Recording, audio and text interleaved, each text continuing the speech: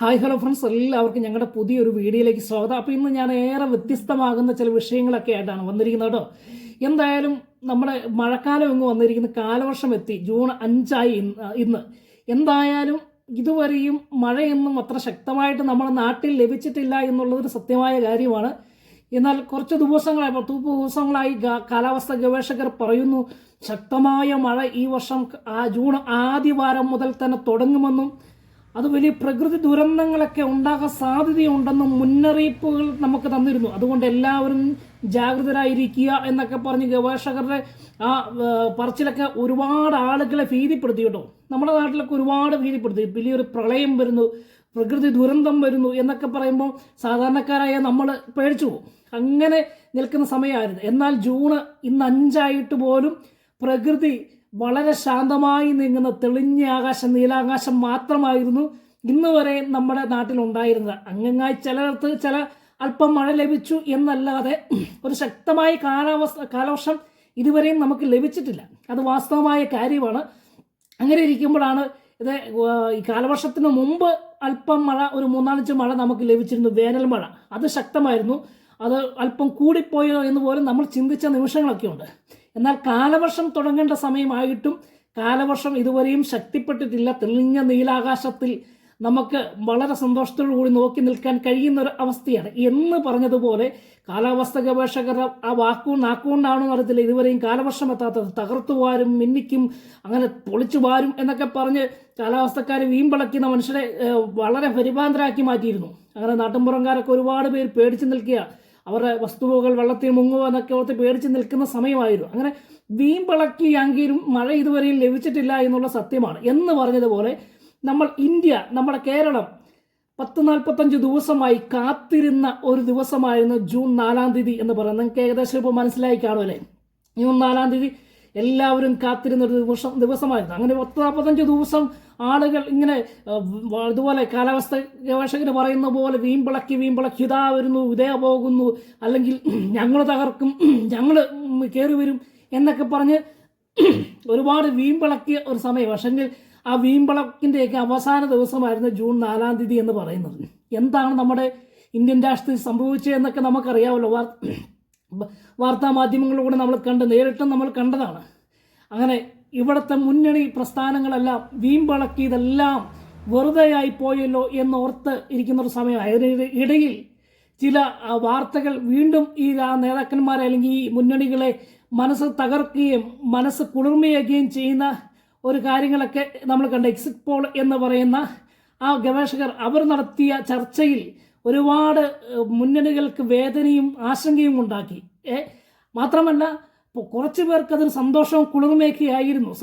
മാർത്ത് ഉല്ലസിച്ചു. എന്തായാലും ഞാൻ പേരുകളൊന്നും പറയുന്നില്ല, നിങ്ങൾക്ക് മനസ്സിലായി കാണും.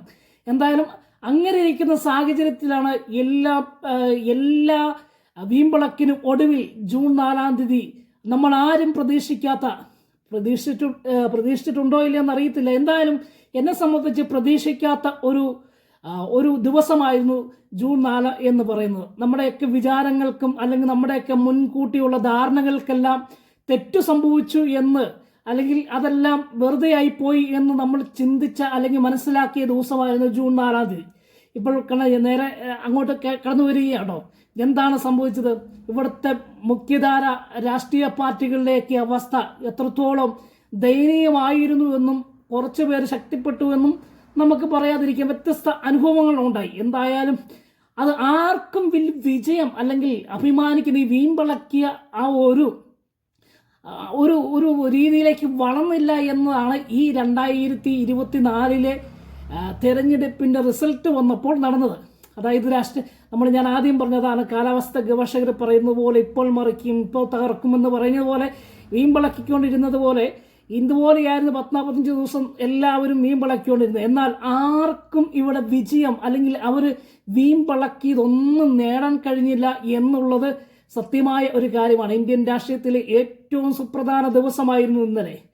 ഇന്നലെ ആർക്കും വലിയ ആശ കിട്ടുകയോ ആർക്കും വലിയ സന്തോഷിക്കുവാനോ കഴിയാത്ത ഒരവസ്ഥയായിരുന്നു. എന്നാൽ ചിലർക്കൊക്കെ എല്ലാവർക്കും നഷ്ടങ്ങൾ വന്നു. എല്ലാവർക്കും ഇവിടുത്തെ മുഖ്യധാര രാഷ്ട്രീയ പാർട്ടികൾക്കെല്ലാം നഷ്ടം സംഭവിച്ച ദിവസവും എന്നാൽ നേട്ടമുണ്ടോ എന്ന് ചോദിച്ചാൽ നേട്ടം ഉണ്ടാകുകയും ചെയ്ത ദിവസമായിരുന്നു എന്നാണ് പറയുന്നത്. ഇന്ന് നോക്കിയേ, നമ്മുടെ ഇന്ത്യ ഭരിക്കുവാൻ പോകുന്ന ആരായിരിക്കുമെന്ന് പോലും തുലാസിൽ നിൽക്കുന്ന ഒരവസ്ഥയാണ്. രണ്ട് പാർട്ടികൾക്ക്, ഇവിടുത്തെ മുഖ്യധാര പാർട്ടിക്കാരായ നമ്മുടെ ഇന്ത്യൻ രാഷ്ട്രീയ പ്രധാന രാഷ്ട്രീയ കക്ഷികൾക്ക് ആർക്കും ഒരു നല്ല രീതിയിൽ അല്ലെങ്കിൽ നല്ലൊരു ഭരണം കാഴ്ചവെക്കുക, അല്ലെങ്കിൽ ഞങ്ങൾ നല്ല രീതിയിലാണ് കയറി വന്നത്, അധികാരം പിടിച്ചെടുക്കുന്നതെന്ന് പറയുവാനോ, അല്ലെങ്കിൽ ഞങ്ങൾക്ക് ഈ അധികാരം പിടിച്ചെടുക്കുവാൻ കഴിയത്തില്ല എന്ന് പറയാൻ കഴിയാത്തൊരവസ്ഥയാണ് ഇന്നത്തെ ഈ പ്രാവശ്യത്തെ ഇന്ത്യൻ രാഷ്ട്രീയം എന്ന് പറയുന്നത്. അതിനോടൊപ്പം നമ്മുടെ കേരളത്തിൽ വിചിത്രമാകുന്ന ചില സംഭവങ്ങളൊക്കെ ഉണ്ടായി. ആരും പ്രതീക്ഷിക്കാത്ത, ആർക്കും ഇതുവരെ ഉൾക്കൊള്ളാൻ കഴിയാത്ത ചില വ്യക്തികൾ നമ്മുടെ കേരളത്തിൽ നിന്ന് വിജയിച്ച് പാർലമെന്റിലേക്ക് പോകുന്നു. അതിനോടൊപ്പം പലരും പ്രതീക്ഷിച്ച ആ നേട്ടം കൈവരിക്കുവാൻ കഴിയാതെ അവർ മനസ്സ് മടുത്തു പോകുന്നു, അല്ലെങ്കിൽ മനസ്സിന് വേദനയുണ്ടാകുന്നു. ചിലർക്ക് ഇവിടെ നേട്ടം ഉണ്ടായാലും അങ്ങ് മുകളിൽ കേന്ദ്രത്തിൽ അതിന് പറ്റുന്നൊരു സ്വാധീനം ചെലുത്തുവാൻ കഴിയാത്തൊരവസ്ഥ.